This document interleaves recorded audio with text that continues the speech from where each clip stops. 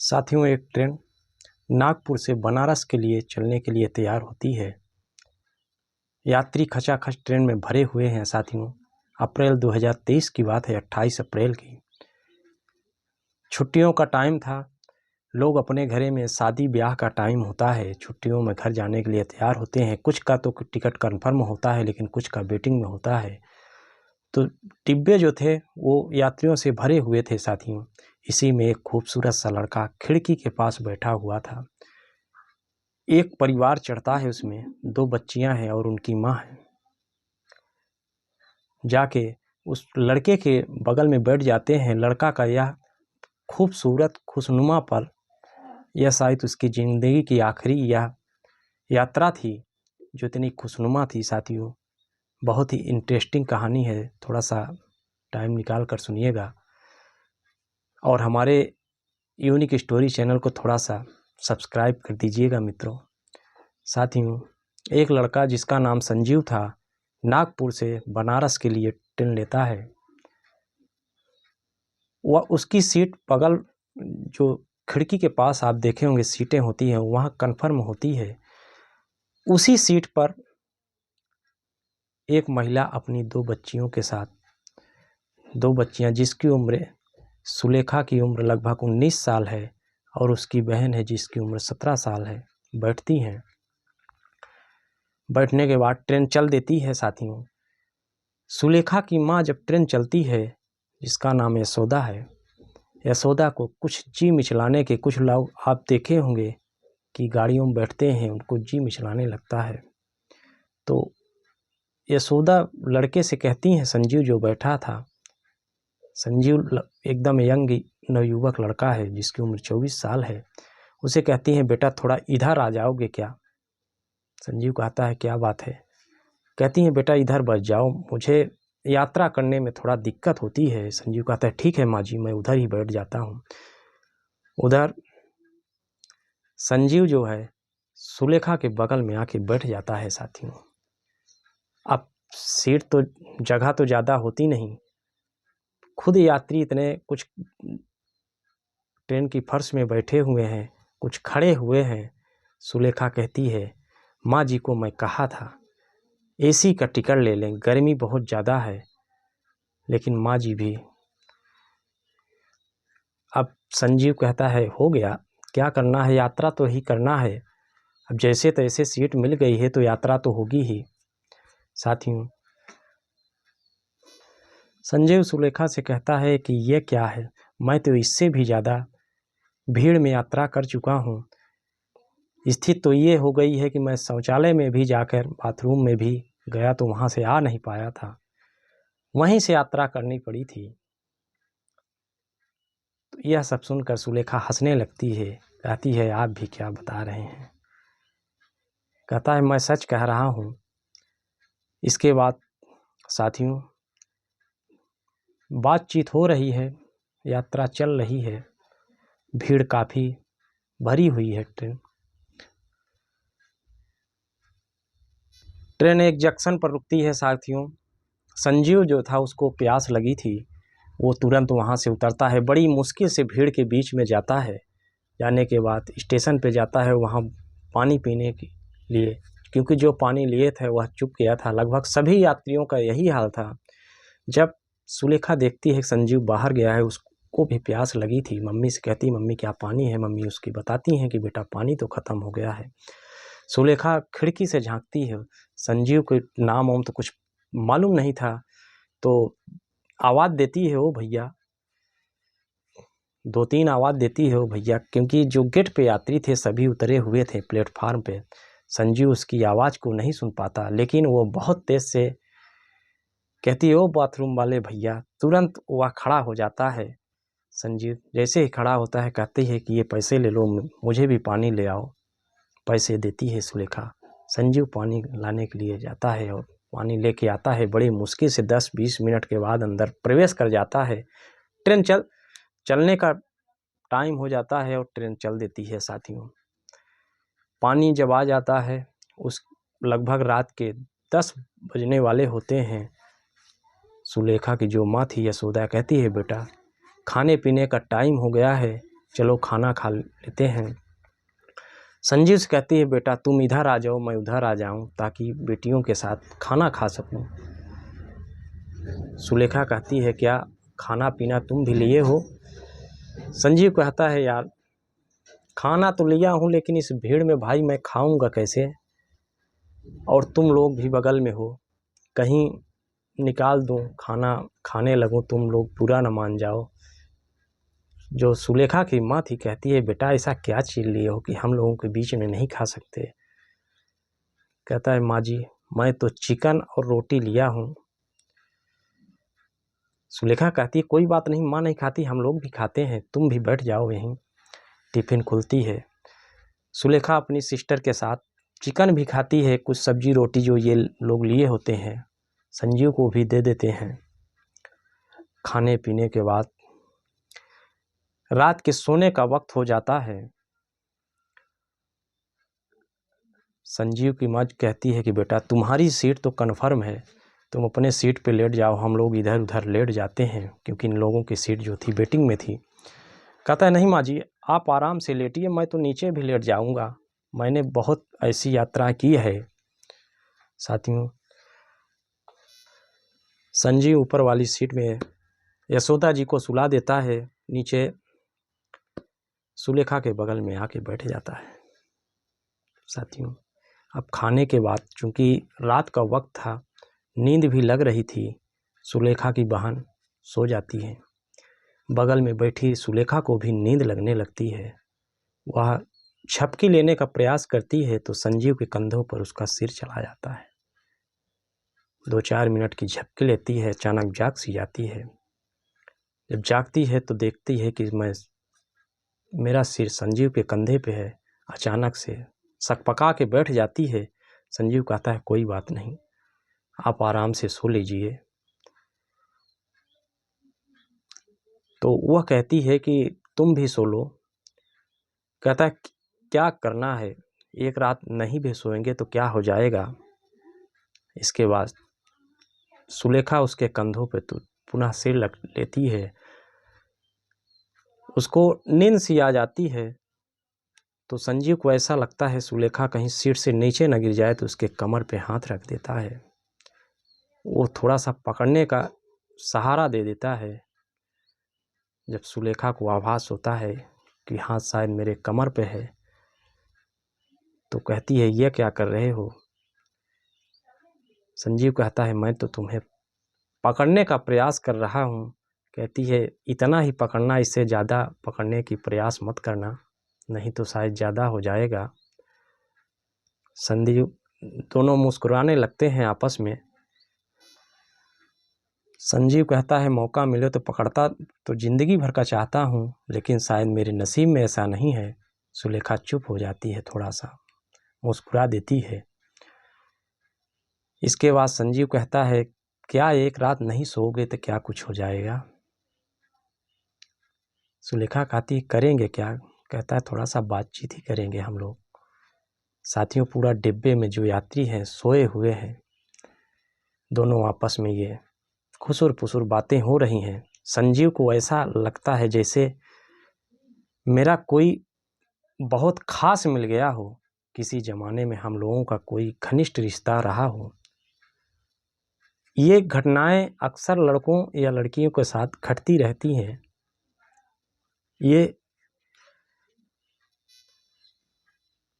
ऐसी घटनाएं आप देखते होंगे, कोई ऐसा चेहरा मिल जाता है जिसको भूल पाना भी कभी कभी मुश्किल हो जाता है जीवन में। शायद वही चीज़ संजीव के साथ हो रहा था। इसके बाद संजीव सुलेखा जो थी संजीव की तरफ अपना हाथ बढ़ा देती है। संजीव उसके हाथों पे हाथ रख देता है। इनकी माँ ऊपर सोई हुई होती है, वो देखती है कि सुलेखा संजीव बात कर रहे हैं। कहती है बेटा सोने के लिए ना हो तो तुम ऊपर आ जाओ, दिक्कत ना हो। तो संजीव कहता है माँ जी कोई दिक्कत नहीं, हम संजीव जो है नीचे ही लेट जाता है। और सुलेखा भी अपनी माँ को जब देखती है जागे हुए, तो वह भी सोने का एक बहाना करने लगती है, आँख मूंद लेती है। इसके बाद माँ भी लेट जाती है, कहती है ठीक है, अगर तुम लोग एडजस्ट हो जाओगे तो कोई दिक्कत नहीं है। अब साथियों पुनः संजीव जो है सुलेखा से कहता है, क्या यार मन नहीं लगता, नींद नहीं आ रही है। उठते बैठते हैं, सुलेखा का वही भी हाल होता है, वह भी उठती बैठती है, करवट बदलने का प्रयास कर रही है लेकिन नींद नहीं आ रही है। सुलेखा अपना हाथ संजीव की तरफ पुनः बढ़ा देती है, उसका हाथ थाम कर लेटा हुआ है। समय काफी हो जाता है साथियों, सुबह के लगभग 3 बज रहे हैं। सुलेखा की माँ यशोदा जी जाग जाती हैं, सोचती हैं भीड़ ज़्यादा है, अभी फ्रेश वगैरह हो लें, बाथरूम जाने को होता है। संजीव से कहती हैं, बेटा थोड़ा लोगों को साइड कर दो। तो संजीव खड़ा होता है, जो लोग लेटे हुए हैं कहते हैं, यार भाई थोड़ा तो अगल बगल हो जाओ, अपना घर नहीं है, हम लोग यात्रा कर रहे हैं, सब लोग ऐसे थोड़ा सा एडजस्ट करके थोड़ा सा अगल बगल रास्ता करता है, बाथरूम तक साथियों रास्ता खाली करवाता है। इसके बाद वापस आ जाता है। संजीव की माँ जो थी वो सुलेखा की, वो बच्चियों को भी जगाती हैं, कहती हैं जाओ फ्रेश हो लो, नहीं तो फिर टाइम नहीं, सभी लोग जाग जाएंगे तो दिक्कत हो जाएगी। सभी लोग जाते हैं, अपना फ्रेश वगैरह हो जाते हैं। ट्रेन लगभग 11, ट्रेन थोड़ा लेट हो जाती है, 11 से 12 बजे के आसपास प्रयागराज जंक्शन पर पहुंचती है साथियों। सभी उतरते हैं, साथ में बैठकर नाश्ता भी करते हैं। नाश्ता करने के बाद पूरा टाइम चलने का हो जाता है, ट्रेन चली जाती है। बनारस पहुंचती है साथियों लगभग 5 बजे के आसपास। सुलेखा की माँ और उनकी सिस्टर को लेने उनके मौसा जी आए हुए थे, प्लेटफार्म पर ही उनकी चरपहिया लेकर इंतजार कर रहे होते हैं। सभी लोग प्लेटफार्म पर उतरे हुए हैं। एक बेचैनी से लिए हुए संजीव प्लेटफार्म पे खड़ा हुआ है। उसको ऐसा लग रहा था कि मेरी दुनिया ही शायद उजड़ रही है, मायूसी भरे चेहरे में, क्योंकि अब दोनों अलग हो रहे थे, सुलेखा और संजीव। तो संजीव की जो माँ वो सुलेखा की माँ होती है यशोदा, कहती हैं बेटा मेरी तो गाड़ी आ गई है, हम लोग निकलते हैं, बहुत अच्छी यात्रा थी, तुमने काफ़ी मदद की साथ में, अब तुम बताओ तुम किधर जाओगे। संजीव कहता है, माँ जी मेरा घर तो यहाँ से लगभग 35 किलोमीटर दूर है और बस भी अब नहीं मिल पाएगी, तो मैं रात को यहीं गुजारूंगा और सुबह जो है बस से अपने गांव चला जाऊंगा। साथियों जब यह बात सुलेखा की माँ सुनती है, कहती है बेटा मैं अपने बहन के यहाँ जा रही हूँ, अगर तुम चाहो तो रात को आराम से वहीं चलो, सो जाओ, तुम तो बहुत एक नेक दिल के अच्छे लड़के हो। साथियों यह सब बात जब सुलेखा सुनती है तो उसको बहुत अच्छा लगता है कि माँ शायद संजीव मेरे साथ चल दे। संजीव भी हामी कार भर लेता है, चरपहिया में बैठते हैं। सुलेखा के मौसी के यहाँ गाड़ी पहुँचती है लगभग 1 घंटे बाद। वहाँ आराम से अच्छे से इनको खाना पीना, चूँकि यात्रा करके आए थे, आराम से खाना पीना खाकर लेट जाते हैं। साथियों जब भी मौका मिलता है संजीव और सुलेखा आपस में बातचीत भी कर लेते हैं, लेकिन साथियों कब टाइम सुबह हो गई दोनों को पता ही नहीं चलता। संजीव का जाने का टाइम हो जाता है। यशोदा से कहता है, माँ जी मैं अब निकलता हूँ, शायद अब बस भी मिल जाएगी। यशोदा कहती हैं, बेटा आज हम लोग काशी भोले बाबा काशी विश्वनाथ जी के दर्शन करने जा रहे हैं, क्या तुम भी साथ चलोगे। अब इच्छाएं तो बहुत थी संजीव की, क्योंकि वहाँ से उसका जाने का ही नहीं मन कर रहा था, वो भी हाँ कह देता है। सभी लोग जाते हैं दर्शन करने, दिन भर घूमते हैं वहाँ काशी नगरी में। यह संजीव वो सुलेखा की जो माँ थी और उनकी मौसी थी, वो आवाज़ करती हैं कि दोनों शायद एक दूसरे के काफ़ी क्लोज हो रहे हैं, इनको एक दूसरे का साथ काफ़ी अच्छा लग रहा है। जब वहाँ से शाम को घूम कर आते हैं, पुनः संजीव वहीं रुक जाता है। सुबह होती है साथियों, तो जो सुलेखा की मौसी थी, चलने का वक्त हो जाता है। सुलेखा की आंखों में आंसू हैं, संजीव भी बेचैन सा है। उनकी मौसी कहती हैं, बेटा अपना ही घर समझना, जब इच्छा हो बीच बाच में घूमने आ जाना। यशोदा जी कहती हैं, बेटा हम लोग तो 1 हफ्ता रहेंगे, जब तुम्हारी इच्छा हो तो आ जाना। संजीव कहता है, माँ जी मैं भी गांव में 1 हफ्ते ही रुकूंगा। रुकने को तो उसको बहुत था, लेकिन वो तो सुलेखा के साथ जाने के लिए तैयार था कि कब मौका मिले पुनः यात्रा एक साथ हो जाए। कहता है, माँ जी मैं भी 1 हफ्ते ही गांव में रुकूंगा, कुछ काम है उसको करके निकल जाऊंगा। साथियों 2-3 दिन ही बीतता है। अपनी बाइक लेता है संजीव, पुनः सुलेखा को उसके गांव देखने, उसकी मौसी के गांव पहुंच जाता है। दोनों पुनः मिलते हैं, आपस में बातचीत करते हैं। साथियों धीरे धीरे समय बीतता है। वह भी दिन आ जाता है जब पुनः ट्रेन से वापस जाने का समय आ गया है। साथियों एक दिन सुलेखा संजीव के पास फ़ोन लगाती है, कहती है, संजीव हम लोग अब यात्रा पे नहीं चलेंगे, शायद हो सकता है साथ तुम तो जाने वाले हो। मेरे पिताजी आ गए हैं।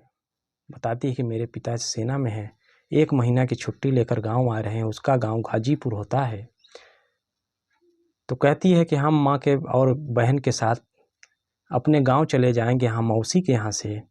ठीक है तुम जाओ। यह बात जब संजीव सुनता है तो बाकी उसको थोड़ा सा ऐसा लगता है जैसे कोई अपना बिछुड़ रहा है, लेकिन फ़ोन पे तो बातचीत होती ही थी। जब वो सोचता है कि इतने बड़े रईस घराने की, संजीव यह सोच लेता है कि मैं कहाँ 20-25 हज़ार कमाने वाला कंपनी में काम करने वाला लड़का हूँ, और सुलेखा के पिताजी सेना में हैं। वह शायद मेजर के पद पे बताती है कि मेरे पिताजी थे, अधिकारी थे। तो वो भी सोचता है कि हो सकता है कि हम लोगों का मिलन शायद कभी ना हो, लेकिन एक आस भी है कि सुलेखा से एक न एक दिन साथियों जरूर उसकी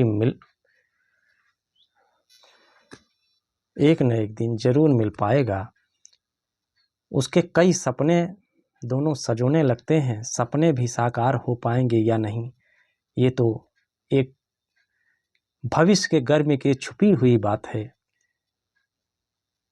लेकिन अभी तो दोनों की बातचीत तक ही शायद सीमित है। दोनों अपने मन में एक दूसरे के प्रति प्रेम भी है, तभी ऐसा। साथियों यह सच्ची कहानी एक लड़के की यात्रा की है, जो उसकी ज़िंदगी का यह एक अहम हिस्सा कहें बन जाती है। साथियों अगर स्टोरी अच्छी लगी हो थोड़ा सा लाइक और सब्सक्राइब कर देना साथियों। नमस्कार।